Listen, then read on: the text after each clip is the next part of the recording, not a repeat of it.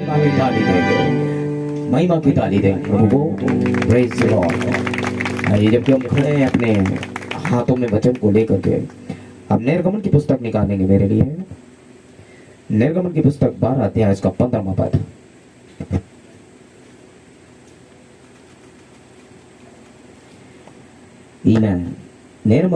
निर्गमन 12 अध्याय इसका 15वां पद। 7 दिन तक अखमीरी रोटी खाया करना, उनमें से पहले ही दिन अपने अपने घर से खमीर उठा डालना, वरन जो कोई पहले दिन से लेकर 7वें दिन तक कोई अखमीरी रोटी खाए वह प्राणी इजरायलियों में से नाश किया जाए। वैसे ही प्रकाशित वाक्य 10 लास्ट किताब है प्रकाशित वाक्य, इसमें आइए 10वां अध्याय निकालें, पहले पद से 7वें पद तक। फिर मैंने एक और बलि स्वर्गदूत को बादल उड़े हुए स्वर्ग से उतरते देखा। उसके सिर पर में एक धनुष था, उसका मुंह सूर्य का सा, उसके पांव आग के खंभे के से थे, और उसके हाथ में एक छोटी सी खुली हुई पुस्तक थी। उसने अपना दाहिना हाथ समुद्र पर, बायां पृथ्वी पर रखा, और ऐसे बड़े सबसे चिल्लाया जैसे सिंह गरजता है। और जब चिल्लाया तो गर्जन के साथ शब्द सुनाई दिए, और जब गर्जन के साथ वो सब सुनाई दे चुके तो मैं लिखने पर था, और मैंने स्वर से ये शब्द सुना कि जो बातें गर्जन के उन 7 शब्दों से सुनी उन्हें गुप्त रख और मत लिख। और जिस स्वर्गदूत को मैंने समुद्र पृथ्वी पर खड़े देखा था, उसने अपना दाहिना हाथ स्वर्ग की ओर उठाया, और युगानुग जो जीवित रहेगा, और जिसने स्वर्ग को और जो कुछ उसमें है, और पृथ्वी को जो कुछ उसमें है, और समुद्र को जो कुछ उसमें है सृजा, उसी की शपथ खाकर कहा, अब तो और देर ना होगी, वरन 7वें स्वर्गदूत के शब्द देने के दिनों में जब तुरही फूकने पर होगा, तो परमेश्वर का गुप्त मनोरथ उस सुसमाचार के अनुसार जो उसने अपने दास भविष्यवक्ताओं को दिया पूरा होगा। वैसे यूहन्ना रचित सुसमाचार उसका 6 अध्याय और 48वां पद। यूहन्ना रचित सुसमाचार उसका 6 अध्याय और उसका 48वां पद निकाल लिया आपने। यूहन्ना 6:48। जीवन की रोटी मैं हूं, परमेश्वर के वचन के पढ़े और सुने जाने पर आशीष हो। आइए अपने सरों को झुकाएंगे और प्रार्थना में जाएंगे, और भाई फ्रांसिस प्रार्थना में अगुवाई करेंगे।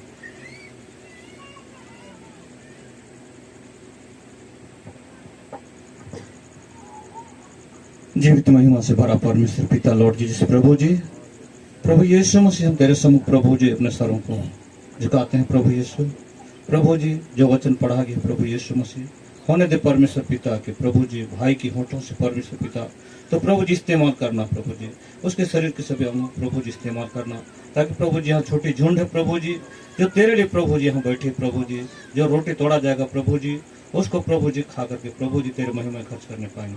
महान परमेश्वर पिता जो वक्त है प्रभु जी उसको तेरे हाथों में सौंपते हैं। महान परमेश्वर प्रभु उसके सिर से बाल से लेकर पैरों तक प्रभु जी तो अभिषेक करना, ताकि प्रभु जी छोटी झुंड को प्रभु जी महिमा मिलने पाए। महान परमेश्वर पिता तो आशीष का कारण होने पाए। महान परमेश्वर पिता ये छोटी प्रार्थना प्रभु यीशु मसीह के नाम से मांगते हैं, अनुग्रह स्वर्ण का उत्तर आमीन। Praise the Lord. आप लोग बैठ जाएं। आमीन। आज संदेश थोड़ा सा और आगे लेके चलेंगे। आमीन। सुबह आप लोगों ने देखा किस तरीके से परमेश्वर का 3-fold, आमीन, 3 उद्देश्य क्या थे। आमीन। उसने उसके बाद आदम और हव्वा को बनाया, उसके बाद आदम हव्वा गिर गए, अब परमेश्वर का प्लान काम करने के लिए आगे बढ़ता है। उसके बाद कई 2000 के साल, मतलब आदम से 2000 साल के बाद लगभग तकरीबन मेरे ख्याल से अब्राहम का जन्म होता है। आमीन। परमेश्वर अब्राहम पर निगाह लगाता है, और अब परमेश्वर को साबित करना था कि वो खुदा है। सो परमेश्वर ने, अब्राहम वैसे ही मूर्ति पूजक था जैसे कि बाकी के थे। अब्राहम का पिता मूर्ति बना के बेचा करता था। आमीन। ऊज नगर के अंदर में, जो आज आपका इजराइल से थोड़ा सा दक्षिण में इराक साइड में पड़ता है। आमीन। वहां परमेश्वर इजराइल पे बाकायदा प्रकट हुआ, और इब्राहिम की उम्र उस समय 75 साल थी जब इब्राहिम से खुदा की भेंट हुई, और खुदा ने कहा अब्राहम बाहर आ जाओ, अपने बाप के घर को छोड़ दो, और बिल्कुल इंडिविजुअल उससे बात हो रही है, अब्राहम अपने घर को छोड़ दो और मेरे साथ चलो, मैं तुम्हें एक देश दूंगा, अब मैं तुमसे साबित करूंगा मैं कौन हूं। आमीन। तो याद रखो, मैं तुम्हें कुछ कमीशंस देता हूं, मैं तुम्हें कुछ आज्ञाएं देता हूं। आज्ञा इस प्रकार है, देखो तुम्हारे घर में तुम्हारी बीवी है, इससे मैं एक बेटा दूंगा, ठीक है, और उस बेटे का नाम तुम इसहाक रखोगे, ठीक, 75 साल की उम्र में। खुदा कमीशन दे रहा है, और मैं इस बेटे से राजाओं को लाऊंगा, नबियों को लाऊंगा, वगैरह वगैरह। सो लिहाजा तुम्हारे घर में जितने पैदा होंगे, कि मैंने तुमसे बात की, इस बात का ये चिन्ह है कि उन सब का खतना होगा जो पुरुष होंगे। 8वें दिन उनका खतना हो जाएगा, ठीक।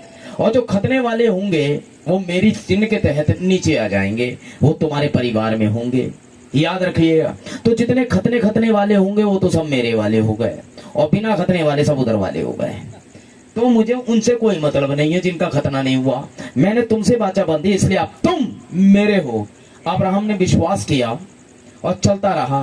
25 साल तक कोई औलाद नहीं हुई अब्राहम के। अब्राहम 100 साल के लगभग होने वाला था। लेकिन इस बीच उसकी पत्नी सारा अपना एक अनुवाद लेकर आती है। उनके एक नौकरानी थी जवान, है ना, उसका नाम हाजिरा था, ठीक।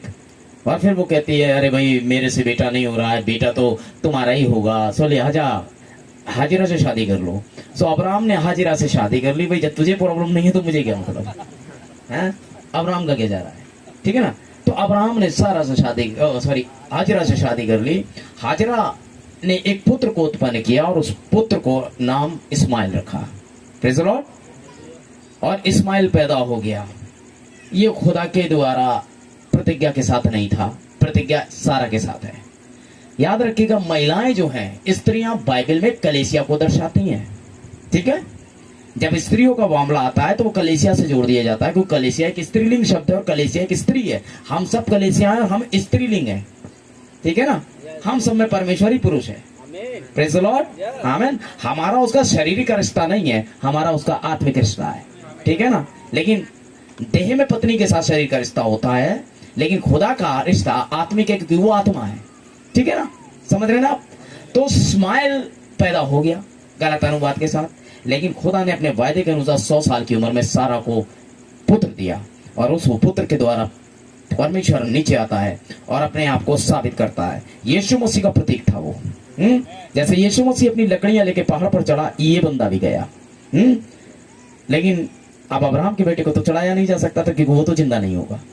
सो लिहाजा परमेश्वर प्रतीकों में दिखा रहा था बाइबल के पुराने नियम में कि मैं कैसे आऊंगा, है मैं। इससे पहले कि मैं आपको संदेश में आगे लेके चलूं, मेरा टाइटल है रोटियों का पर्व, ठीक है। संदेश है आज का रोटियों का पर्व। अभी पढ़ा था जीवन की रोटी मैं हूं, ठीक है ना। तो मैं रूपरेखा ताकि मैं संदेश को ला सकूं। अब इसहाक पैदा हो गए। इसहाक को परमेश्वर ने बलिदान करने के लिए मांग लिया। 10 साल की उम्र जब 12 साल की इसहाक की हो गई, अब्राहम अपने बेटे को बलिदान करने के लिए चल दिया, और बलिदान कर ही रहा था कि खुदा ने एक मेढ़ा वहां पर तैयार करा, और उस मेढ़े को इसहाक की संतति मारा गया। आमीन। क्योंकि ये दिखा रहा था हम में से हर एक का पैलोटा मारा जाएगा। इसहाक का ही नहीं, हम सबका पैलोटा मारा जाएगा। लेकिन हम सबके पैलोटे को बचाने के लिए परमेश्वर ने एक मेमना मारा है? याद रखिएगा, क्योंकि एक गवाही के तहत ही आप बचेंगे, और कोई भी वो व्यक्ति जो पाप से बचेगा उसके लिए खून बहाना जरूरी है। यदि परमेश्वर ने पहले व्यक्तियों को खून के नीचे बचाया था, तो सबसे आखिरी व्यक्ति को भी खून के नीचे बचाएगा। यदि पहले व्यक्ति को विश्वास के द्वारा चंगाई थी, तो आखिरी व्यक्ति को भी चंगाई के द्वारा, विश्वास के द्वारा चंगाई देगा। आमीन। जिस तरीके से वो पहली बार काम करता है, वैसे ही अंतिम बार करता है। ये परमेश्वर का प्लान है। आमीन। Praise the Lord. और परमेश्वर ने लहू के नीचे उसके बेटे को बचाया, उस मेढ़े के। आमीन। भविष्य में ये परमेश्वर खुद अपना बेटा भेजेगा, और वो अपनी लकड़ियां लेके ऊपर जाएगा। आमीन। वही परमेश्वर का उपाय होगा, क्योंकि अब्राहम ने उस जगह परमेश्वर का नाम यहोवा ईरे रखा, जिसका मतलब होता परमेश्वर खुद ही उपाय करेगा। और परमेश्वर ने ये उपाय किया कि मानव जाति के पाप को धोने के लिए, मानव जाति को फिर से बचाने के लिए खुद जमीन पर आए। आमीन। मेरी घड़ी अगर मैं बिक्री में डाल देता हूं, तो मेरा भाई से छुड़ा सकता है, मेरा खून का रिश्तेदार से छुड़ा सकता है। आमीन। मेरा चचेरा भाई से छुड़ा सकता है, मेरा भाई से छुड़ा सकता है। जो मेरे परिवार का है वो इसे छुड़ा लेगा। आदम ने जो भी पृथ्वी थी, जो भी अधिकार थे, गिरवी कर दिए शैतान के हाथ में। जो अधिकार उसके पास में थे सब गिरवी कर दिए। तो आदम इस नियम के अनुसार एक निकट कुटुंबी होना चाहिए ना आदम का, जो उसकी गिरवी पड़ी हुई सल्तनत को छुड़ाएगा, है। और आदम का रिश्तेदार केवल एक ही था, परमेश्वर। सो परमेश्वर ही देहधारी होकर जमीन पर आया। पुराने नियम का यहोवा ही, नए नियम का यीशु था, और वो आता है और आदम की जितनी जायदाद थी उन सबको छुड़ाता है। आमीन। यही प्लान था। और उसके बाद इसहाक से याकूब पैदा हुआ, आमीन।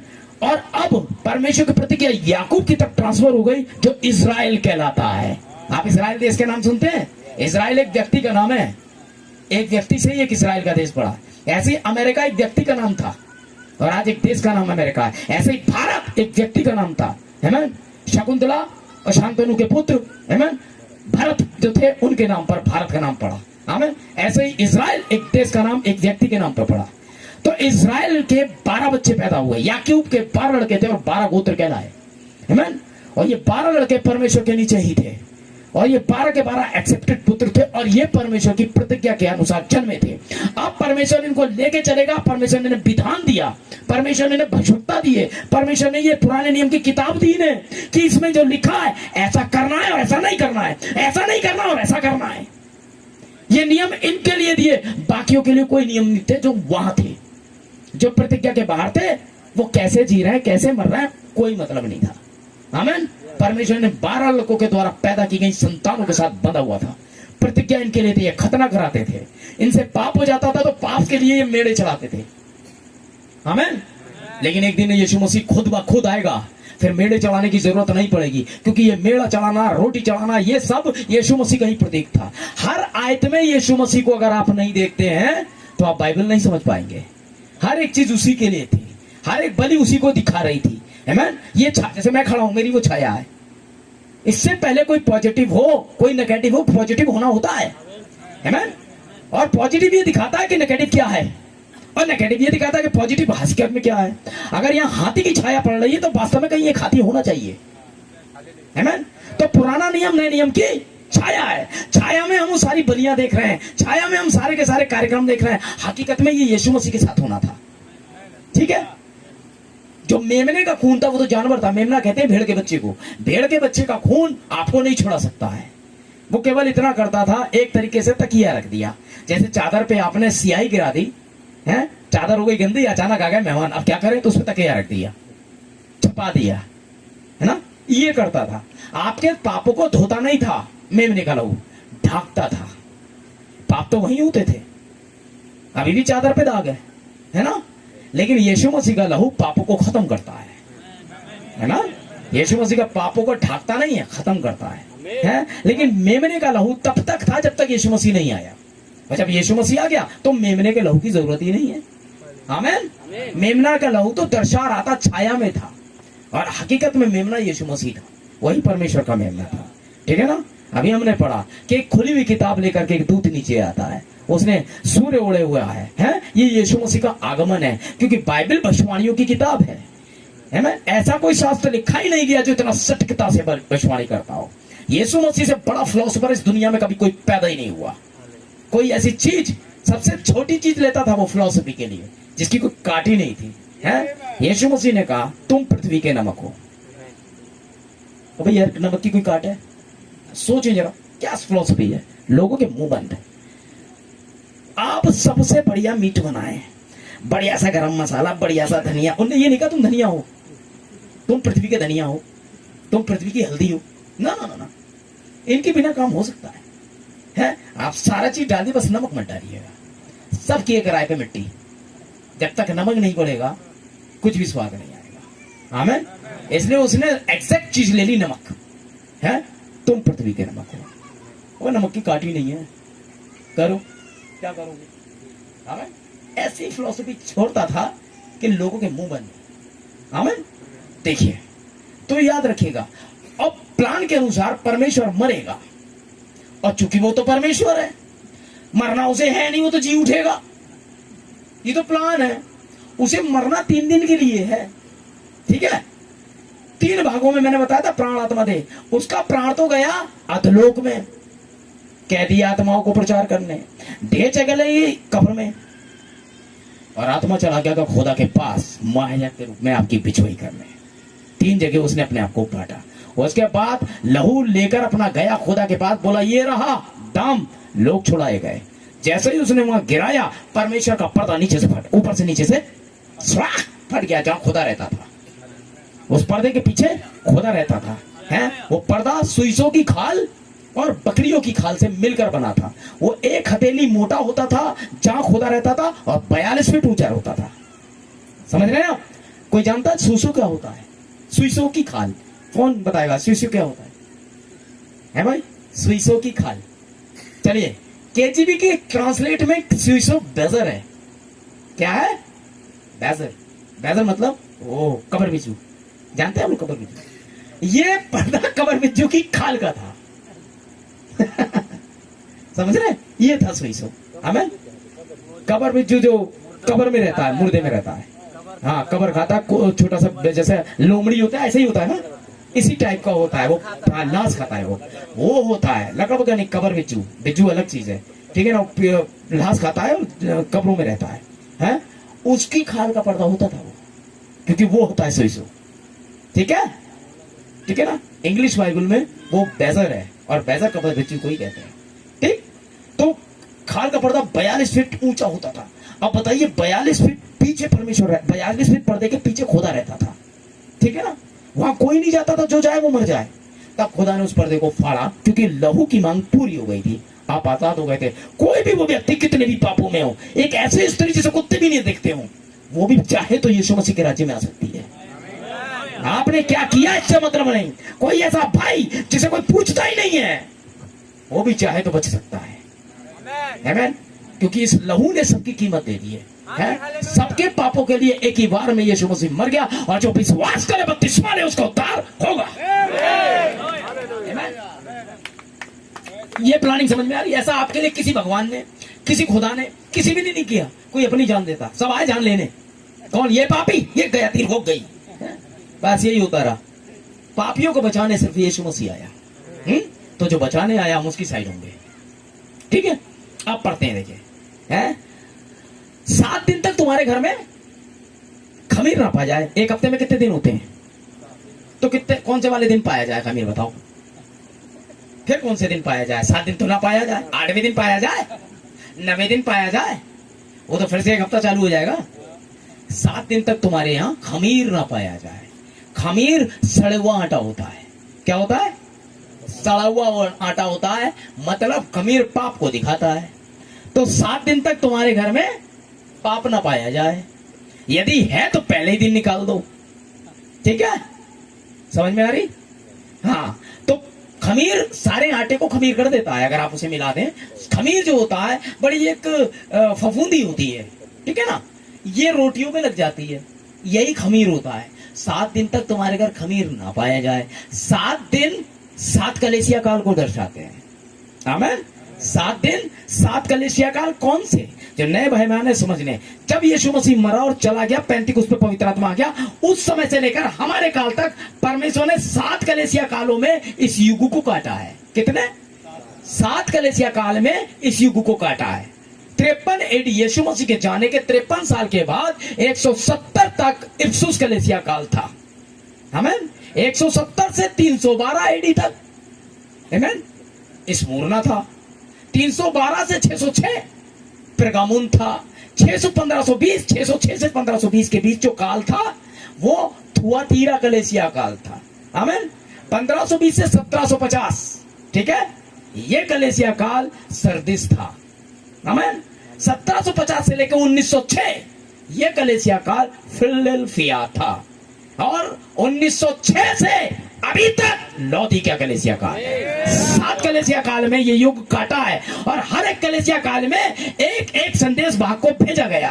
आमीन। पहला संदेश भाग पौलुस था, दूसरा संदेश भाग इरेनियस था, फिर मार्टिन था, फिर कोलंबा था, फिर उसके बाद मार्टिन लूथर था, फिर वेस्ली था, फिर 7वां एलिया था। ये 7 संदेश भाग, 7 संदेश अपने अपने युग में आकर के लोगों को प्रचार करेंगे और लोगों को बचाएंगे। समझ रहे ना आप? है तो ये 2000 सालों में परमेश्वर का प्लान है आपको बचाने के लिए। है आपके युग के लिए भी एक संदेश आएगा। तो 7 संदेश, 7 रोटी और 7 दिन, 7 कलीसिया काल। आमीन। Praise the Lord. और इजराइल के अंदर में 7 पर्व हुआ करते थे। जानते हैं आप लोग? 7 पर्व हुआ करते। पर्व का मतलब उत्सव होता है, ठीक है ना। पहला पर्व फसह का पर्व होता था। कौन सा? पहला पर्व फसह का पर्व। दूसरा पर्व रोटियों का पर्व होता था। तीसरा पर्व बटोरन, अर्थात फलों को बटोरने का फल होता, पहला फल लाने का दिन होता था। फिर चौथा वाला तुरैयों का पर्व होता था। पांचवा वाला पश्चाताप का दिन होता था। समझते जा रहे हैं आप? है, फिर मैं इनके बारे में लिस्ट में बताऊंगा कभी, क्योंकि ये पूरी लिस्ट है, ये पूरा लिखा हुआ है मेरे पास, कौन सा पर्व कब होता था, ठीक है ना। तो ये बाद में देखेंगे। ऐसे ही लास्ट वाला जो पर्व होता था वो झोपड़ियों का पर्व होता था, ठीक है। अगर प्रभु ने वो दिया तो कल मॉर्निंग में देखते हैं झोपड़ियों का पर्व, ये बड़ा खतरनाक वाला मैटर है। तो झोपड़ियों का पर्व लास्ट पर्व होता था, और हमारे यहाँ ये 7वीं मोहर है, ठीक है ना। हमारे यहाँ ये, बस मैं यहीं तक जाऊंगा, नहीं तो संदेश का मजा खत्म हो जाएगा सुबह। हम रोटियों को पर्व पे ही रहे तो ज्यादा बेहतर है। 7 दिन 7 कलेसिया काल और 7 संदेश 7 रोटी थी, आमीन। और इनमें बिल्कुल मिलावट नहीं कर सकते आप, कुछ भी नहीं मिलाना था, क्योंकि 7 दिन आपको क्या करना है, अखमीरी रोटी, बिना खमीर की रोटी, ताजी रोटी खानी है, आमीन। 7 दिन, आमीन। और बाइबल में अभी अभी लिखा था जीवन की रोटी, हाँ। तो अब आप इस रोटी में क्या मिलाएंगे बताइए? यीशु मसीह कह रहा है जीवन की रोटी मैं हूं, तो अब आप, बाइबल बता रही खमीर के साथ नहीं खानी, ये रोटी खमीर के साथ नहीं खानी, अखमीरी रोटी है, कड़वे साग पात के साथ खाई जाएगी है फंसे के समय, ठीक है ना। हाँ, ऐसे नहीं चलेगी, ठीक है ना। अब चलिए मजा लेते हैं। अब देखिए, नबी ने बताया, एलिया ने बताया, चर्च आना एक बलिदान है। जब आप चर्च आते हैं ना, तो ये क्या है? एक बलिदान है। बपतिस्मा लेना एक बलिदान है। आपने खुदा के लिए दुनिया छोड़ी है, बलिदान किया है अपने आप को, तो अब खुदा भी आपके लिए कुछ करने वाला है भाई। एक तरफ से कुछ नहीं होता है ना, याद रखिए, दोनों तरफ से होना चाहिए, है ना। हाँ, चर्च आना एक बलिदान है, बैप्टिज्म एक बलिदान है, और किसी भी काम के कारण संडे मिस करना गुनाह है। अगर आप चर्च आते हैं, अरे भाई क्यों नहीं आए चर्च? भाई बड़ा सर में दर्द हो रहा था, बहुत दर्द हो, चर्च ना आके सही हो गया? बताओ भाई, चर्च ना आके सही हो गया? अरे कहाँ हुआ? तो चर्च आते हैं, यहाँ खुदा सही कर देता। भाई क्या हुआ? अरे बड़ी परेशानी भाई, ओहो बड़ी परेशानी थी संडे को, क्या बताऊं भाई। अच्छा, चर्च ना आके सही हो गई परेशानी? चर्च ना आके सही हो गई ना? सही तो नहीं हुई, चर्च आते। जब वहां भी सही नहीं हो रही है तो खुदा यहाँ प्लान बना देता, कोई ना कोई संदेश आ जाता, आपकी प्रॉब्लम सॉल्व हो सकती थी। आप चर्च आते। यहाँ पर बहाने नहीं चलेंगे, कोई बहाना नहीं है आपके पास में, खुदा सब जानता है। अरे भाई आप तो जानते ही मेरे हाल को। हाँ, खुदा बिल्कुल जानता है आपके हाल को, है, समझ रहे आप? तो सारी चीजें परमेश्वर द्वारा नियुक्त हैं और आपको जानना चाहिए। Praise the Lord. यदि आपका विश्वास ही ऐसा है, सिर दर्द के मारे आप चर्च ना आए, क्या करेंगे भैया? आज जाके बड़ा बहन आ रही है, अरे तो बहन को भी लेके आओ, या बहन को फोन करके बताओ, संडे को बताना। सबको पता है मेरे रिश्तेदारों में, फोन करके, भाई संडे को ना मैं फोन उठाता हूं। अरे इतने फोन किए जीजा जी, एक बार इतने फोन किए यार, तू उठाता नहीं फोन, इतने फोन किए। मैंने कहा आपको पता नहीं है क्या? क्या यार पता नहीं है यार, हम परेशान है। हमने, आप परेशान है अपने कारण, दुनिया जानती है 9 बजे से लेके 2 बजे तक मैं फोन नहीं उठाता हूँ। चर्च में होते हैं, जब सब काम निबट जाएंगे उसके बाद देखते हैं कितनी मिस कॉलें हैं, फिर पूछते हैं क्या आफत आ गई, क्यों कर रहे थे भाई। तो संडे को मना कर दीजिए, कोई फोन नहीं, पहले खुदा, ठीक है, पहले चर्च आइए, क्योंकि चर्च आना एक बलिदान है, और ना आना, याद रखिएगा, यह विश्वास हो गया, क्योंकि परमेश्वर हफ्ते में एक बार आपसे मिलने आता है, आपको उपस्थिति दिखानी चाहिए। Praise the Lord. अब देखें, अपराध है, याद रखिएगा, चर्च आना एक प्रकाशन है। याद रखें, चर्च आना एक प्रकाशन है, कॉपी पेस्ट आराधना नहीं करनी है ना। बहुत सारे चर्चों में देखता हूँ कॉपी पेस्ट आराधना है। यूट्यूब पर कौन अच्छा बोल रहा है, कुछ कोड उसके, ये कॉपी पेस्ट है। जैसे कोई भाई साधु सुंदर सिंह का नाम सुना हम लोगों ने, हाँ पुराने लोगों ने सुना है। साधु सुंदर सिंह है, यहाँ पर आपके पंजाब शहर में पैदा हुए थे, हैं, मेरे ख्याल से जालंधर शहर के रहने वाले थे, और खुदा से बड़ा चिढ़ते थे, बाइबल खूब चलाते थे। एक बार क्या हुआ, उनकी मम्मी खड़ी बीमार, और मम्मी थी मरने वाली, और उन्होंने जितने भगवानों की उपासना की थी उन पर जल चढ़ाना शुरू कर दिया, कोई आए मेरी माँ को चंगा कर दे, और अगर मेरी माँ ठीक नहीं हुई तो 5 बजे गाड़ी पीछे निकलती है, मैं इससे कट जाऊंगा। सुंदर सिंह लगे रहे रात भर। कृष्ण भगवान के बहुत जबरदस्त पुजारी थे वो, लगे रहे रात में, कोई ना आया। अरे होगा तभी तो आएगा, कोई नहीं आया। आखिरकार 5 बजे गाड़ी के आने का टाइम हुआ। बोले इसका मतलब कोई है ही नहीं, सब ढकोसला था। मैं रात से लगा पड़ा हूं, मेरी माँ के लिए कोई आया नहीं है, मेरी माँ मरने वाली है। अचानक कमरे में लाइट हो गई। बोले सुंदर सिंह, मैं आ गया। बोले आप कौन? बोले मैं यीशु हूं, जिसके वचन से तुम नफरत करते हो। हैं? बोले आप? बोले हाँ, इससे पहले कि तुम ये कहते कि तुम्हारी माँ ठीक हो जाए, तुम्हारी माँ पलंग पर बैठी, जाओ मिल लो। वो बाहर गया तो उसकी माँ सेब खा रही थी सुबह। आमीन। ये था हमारा परमेश्वर, ऐसे बदलता है जीवन। Praise the Lord. और एक बार साधु संत प्रचार करने के लिए चालू हो गए। और उसके बाद उन्हें मिल गए डकैत। डकैतों ने सब ले लिया जो भी था, 10-5 रुपए चंदे में मिले थे वो सब तो ले लिए हैं। उसके बाद साधु सुंदर सिंह रह गए धोती में। तो साधु सुंदर सिंह बोले सबसे कीमती चीज तो रही गई। सबसे कीमती चीज रह गई, ओए इसके पास भी कुछ है ना? क्या है इसके पास? देखो स्कैन कर रहा, कुछ ना मिली। बड़े उससे नए नियम की किताब मिली पूरी, यही तो है सबसे सच्ची, सबसे कीमती चीज। और इसमें कीमती क्या है? बोले बैठो। और उन्होंने 3 घंटे के अंदर डाकू को कन्वर्ट कर दिया। सारे डाकू अपना सब हथियार रख गए। और उसके बाद वही डाकू भाई सुंदर सिंह की टीम के मेंबर्स थे। ये कलेसिया थी उनकी डकैतों की। सारे डकैत 3 घंटे के अंदर मैसेज बैठे रहे, सुनते रहे। उन्होंने पूरे यीशु मसीह के बारे में बताया, अपनी जीवनी के बारे में बताया कि मुझे ऐसे बचाया। और पवित्र आत्मा ने काम किया और सब रिपेंट करने के बाद यीशु मसीह के नाम में बैप्टाइज हुए, वही बपतिस्मा लिया और सारे के सारे सेवक बन गए। आमीन। अब कॉपी पेस्ट किया होगा भाई। क्या प्रचार किया था साधु सुंदर सिंह ने, उसकी जेरोक्स कॉपी मिलेगी। शाम की मीटिंग में वही बोलूंगा। ये है कॉपी पेस्ट। अपने लिए खुदा से एक्सपीरियंस नहीं ले रहे हैं। कौन अच्छा प्रचारक है उसकी चुराएंगे। ये गुनाह है। यदि परमेश्वर ने आपको प्रचारक के लिए बुलाया है तो परमेश्वर कैसे ना कैसे आपको जाहिर करके बुला लेगा। मैं कहीं भी बैठा रहा हूं, ना भी आना चाहूं तो भी मुझे वो आना पड़ता है। ठीक है, वो मीटिंग्स अपने आप होती हैं, क्योंकि परमेश्वर के नबी ने कहा था आपको अपनी मीटिंग्स के लिए कोशिश नहीं करनी है, खुदा खुद कोशिश करेगा।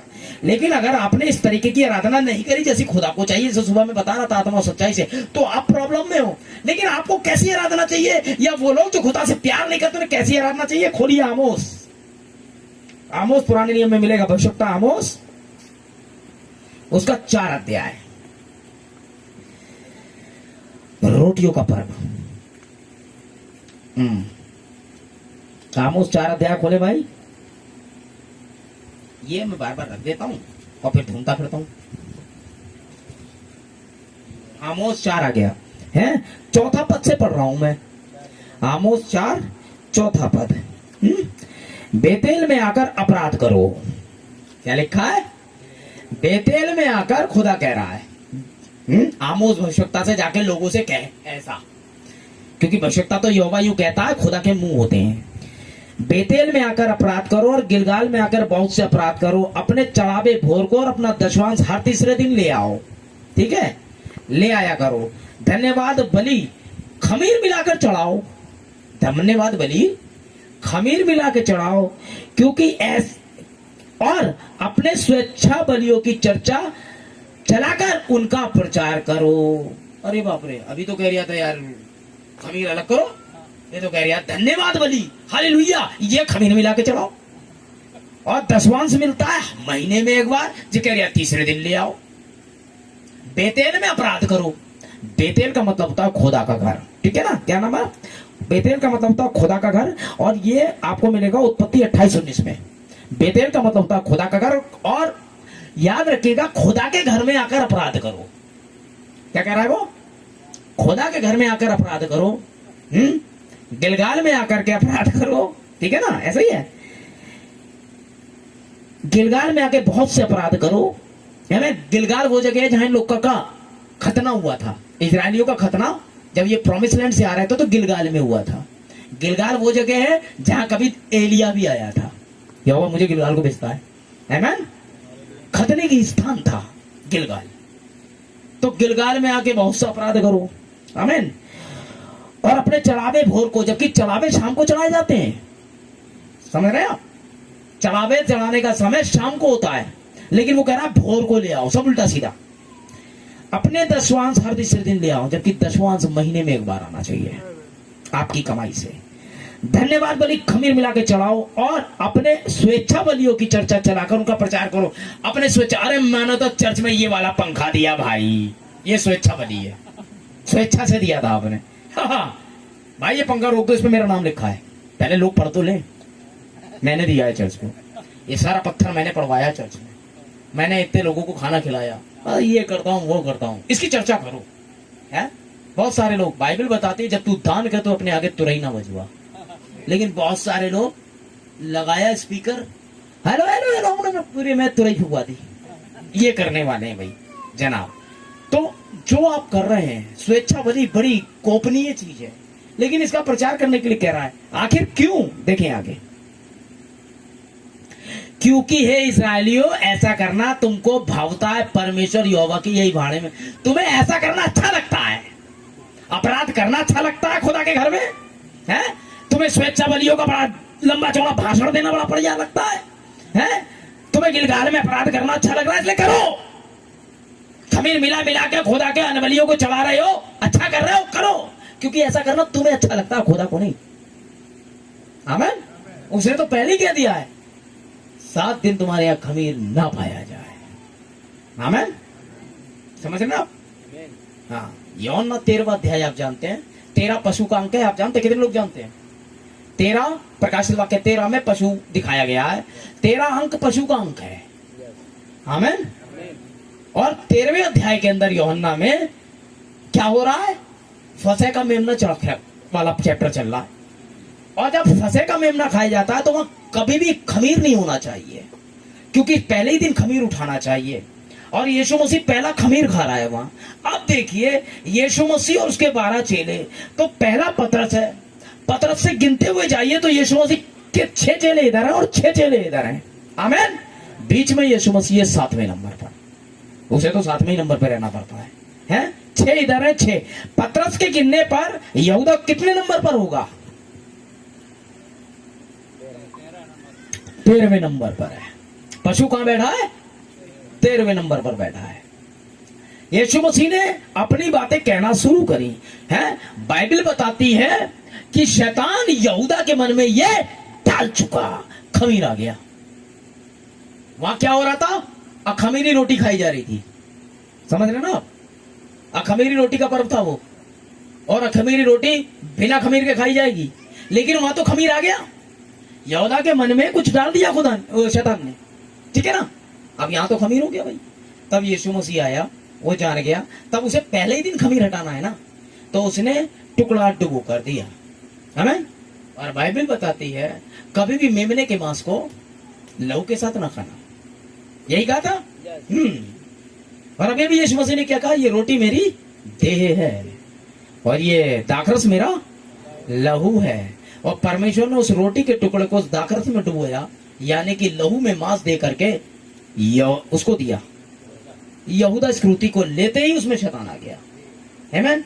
और बाइबल बताती है अगर तुमने मांस को लहू समेत खाया तो उसके प्राण का दोषी ठहरेगा। यही कारण है कि यहूदा उसके प्राण का दोषी ठहरा है। उन्हें लहू के साथ में मांस खाया। यीशु मसीह बोला बस यही तक तुम्हारी दुकानदारी थी, अब यहां से निकलो। आमीन। हमने निर्गमन 12 से पढ़ा था, ठीक है ना? 12 में क्या था? फसह का मेमना। 12 में खमीरी रोटी, ठीक है ना? आप टेबल पर कितने लोग बचे? 12 ही बचे ना?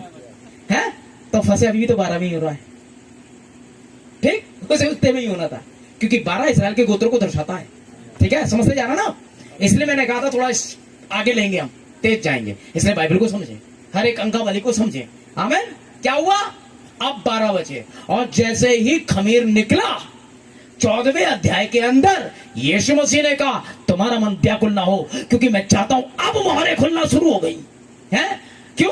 क्योंकि यीशु मसीह सूरज था और ये तारे थे। यही तो कहा था अब्राहम की संतान तारे हैं, यही कहा था ना?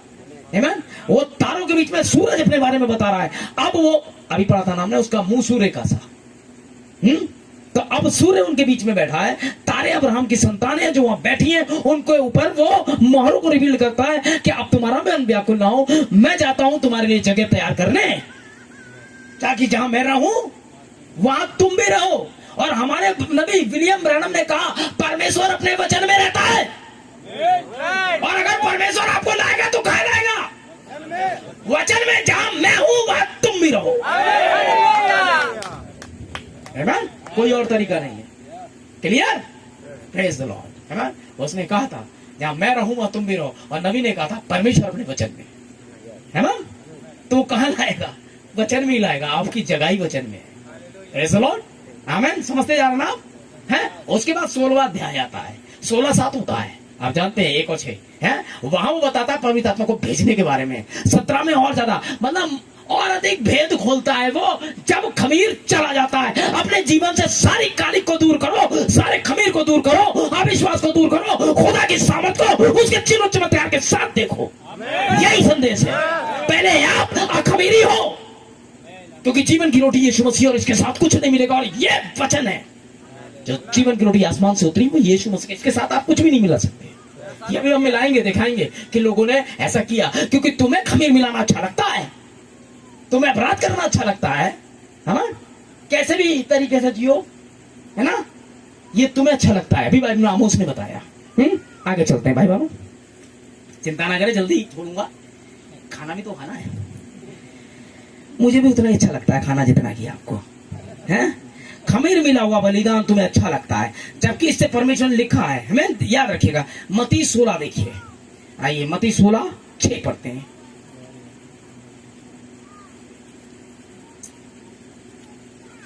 ओ खुदा का धन्यवाद हो।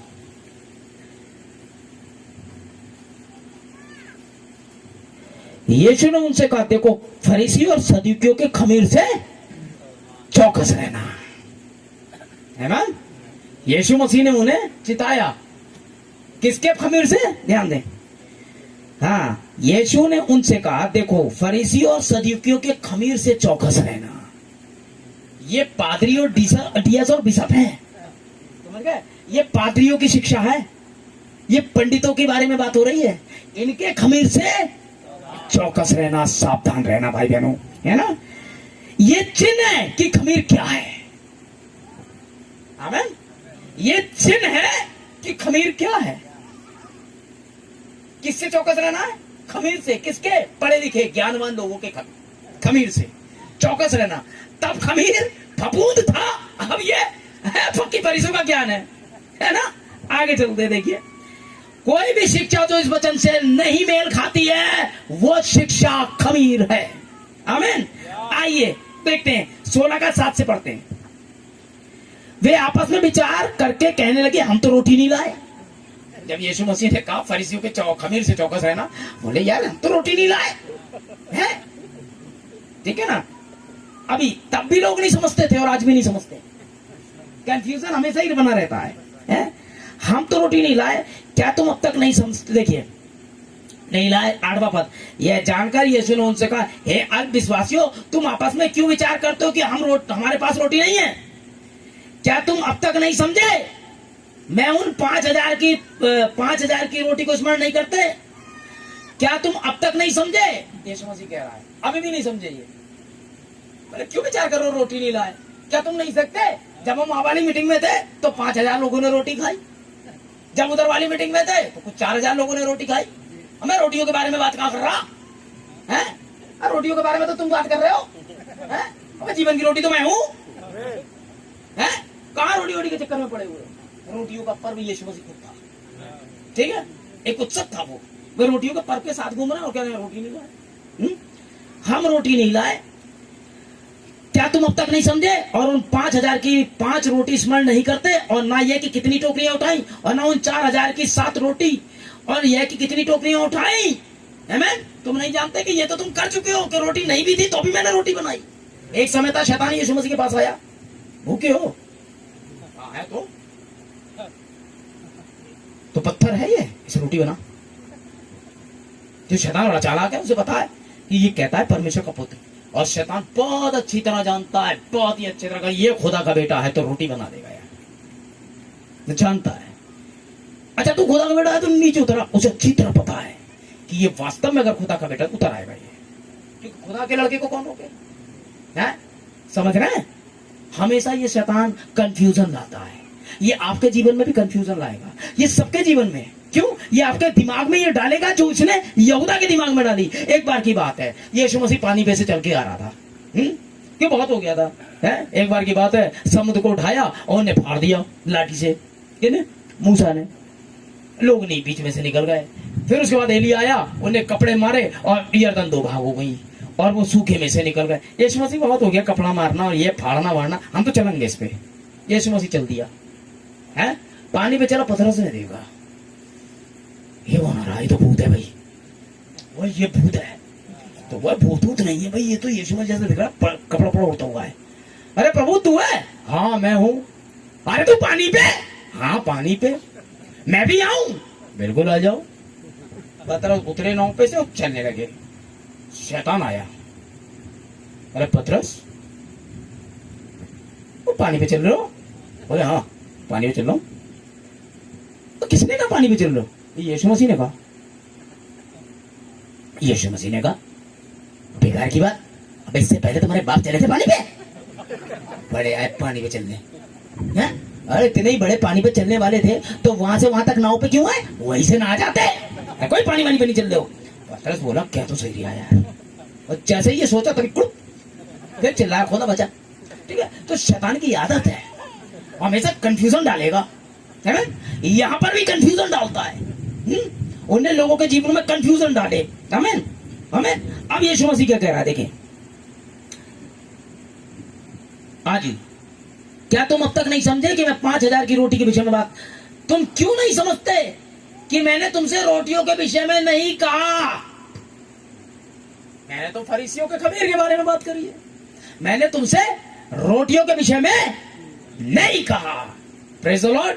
आप समझे, परमेश्वर हमेशा ही तमसील में बातें करता है ना? 5 रोटी आप लोग को पता होगा, है? 2 मछलियों का मामला पता होगा, है ना? 5 रोटी क्यों खिलाई, है ना? मूसा ने कितनी किताबें लिखी हैं? 5। ये इज़राइल के 5 संदेशों को दर्शाती हैं, है ना? परमेश्वर ने इज़राइल में 5 रोटी भेजी थी मूसा के द्वारा, है ना? और 2 मछली यहूदा और इज़राइल के 10 गोत्रों को दर्शाती है जो अलग हो गए थे, है ना? ये दोनों गोत्र उनको दर्शाया जाता है मछली के रूप में, और 5 रोटी 5 किताबें जो मूसा ने लिखी थी उनको दर्शाती है। खुदा उन्होंने 5 रोटी दी और उसके बाद 12 टोकरे 12 चेलों की शिक्षा थी जो आपको टुकड़ों के रूप में मिली है? हम सबके पास में एक टुकड़ा आया है। Praise the Lord. आमीन। मैंने तुमसे रोटी के विषय में नहीं कहा है। आमीन। Praise the Lord. यही तो है। आमीन। शिक्षा से।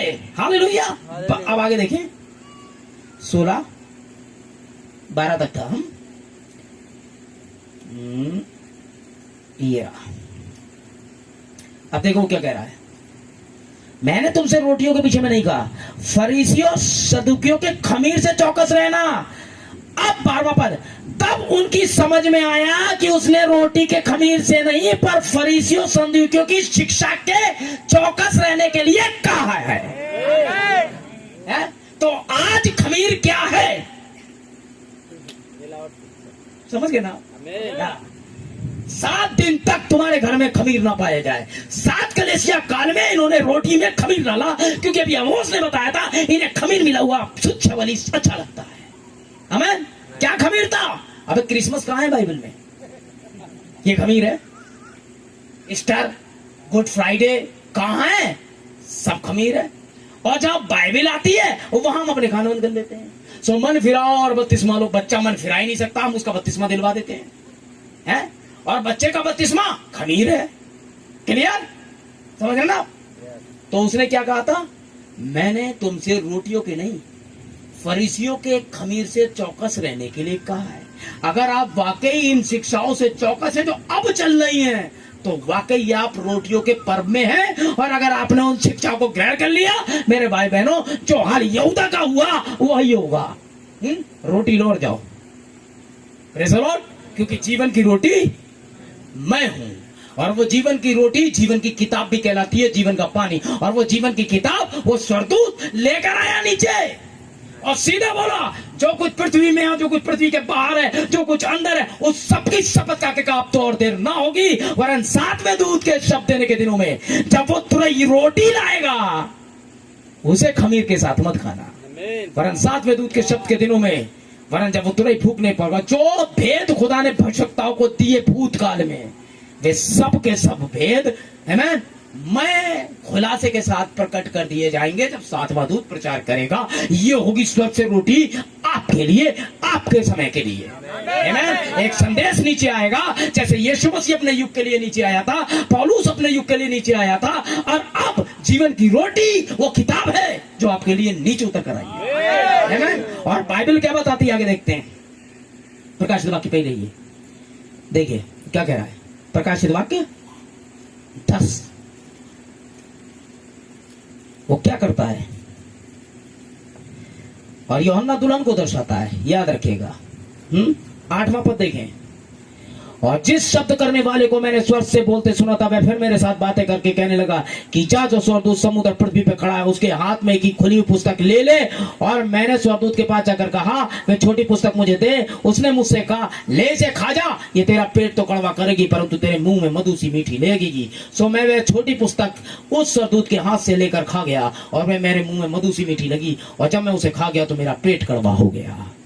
मेरे भाई बहनों, ये रोटी कड़वे साग पात के साथ खानी थी, जैसे शुरुआत में आदि में दिखाया गया था। अब लास्ट में यूहन्ना जो कि दुल्हन की तस्वीर है, अब इस रोटी को खाने के लिए आगे बढ़ता है। Praise the Lord. और ये रोटी इस समय की है।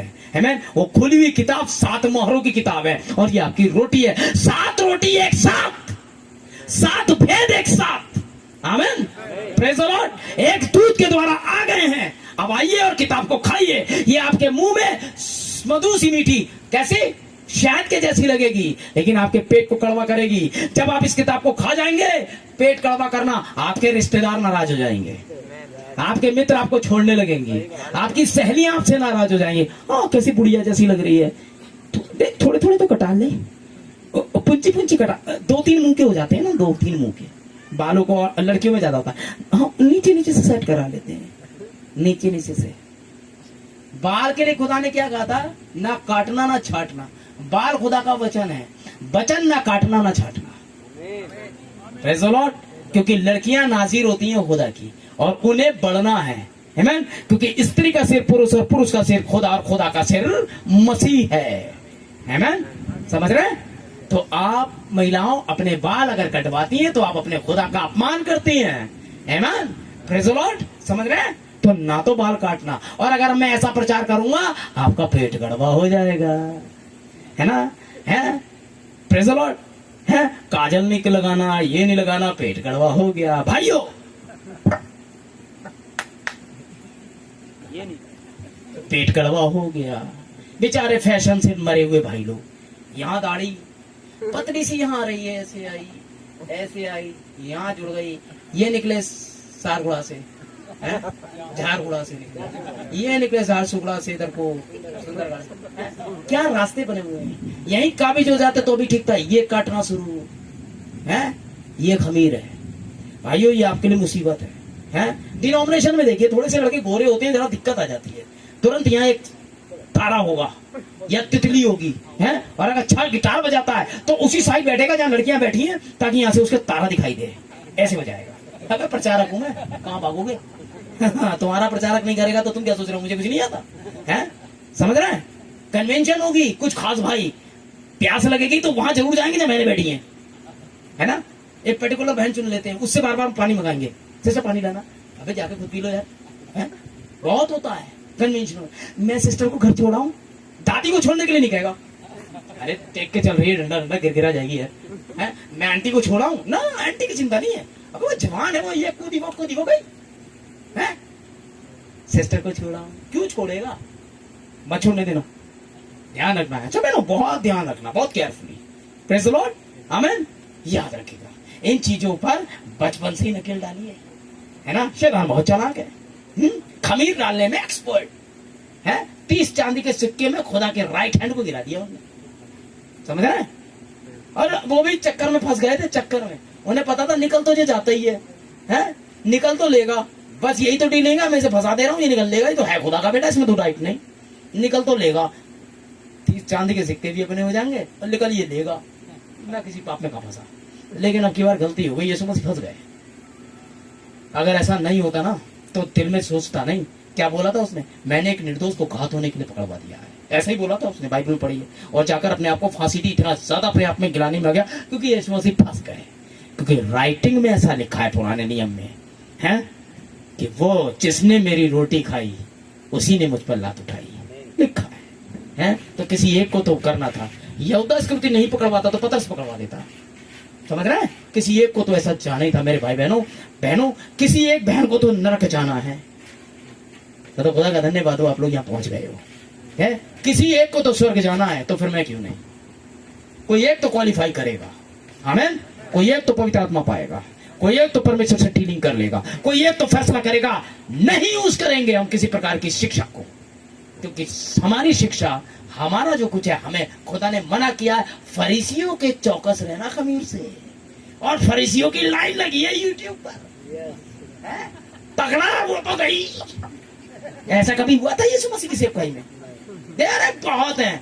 वो एक वो फादर टाइप के आए, उन्होंने हाथ लगाया, हमारा भाई साहब तेजाब डाल दिया, ऐसा लगता है, और लेट गई पूरे में। अबे ये नहीं है, ये पवित्र आत्मा नहीं है। हाँ, लेके आओ उस पास्टर को मेरे पास, बताता हूँ।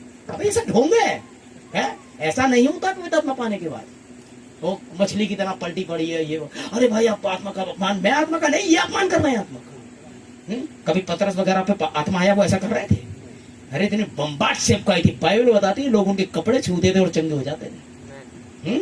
इतनी तेजी से सामर्थ काम करती थी। 19वां अध्याय पढ़िए प्रेतों के काम का। पौलुस के अंदर से सामर्थ्य निकलकर लोगों को चंगा करती थी। आमीन। परमेश्वर बदला नहीं है, आज भी संतों के अंदर से सामर्थ्य निकलती है। आमीन। आज भी छाया पड़ते ही चंगे हो जाते। पंजाब में हमारे भाई दास थे जिनकी छाया पड़ते ही बीमार चंगे होने लगते थे। Praise the Lord. ऐसा है, खुदा का गिफ्ट है। Praise the Lord. ये सुसमाचार है मेरे भाई, और ये सुसमाचार शब्दों में नहीं सामर्थ्य में आता है। आमीन। यीशु मसीह अपने आप को प्रमाणित करने के लिए किसी के ऊपर बंधा हुआ नहीं है, वो स्वयं आता है और अपनी सेवकाई को दिखाता है।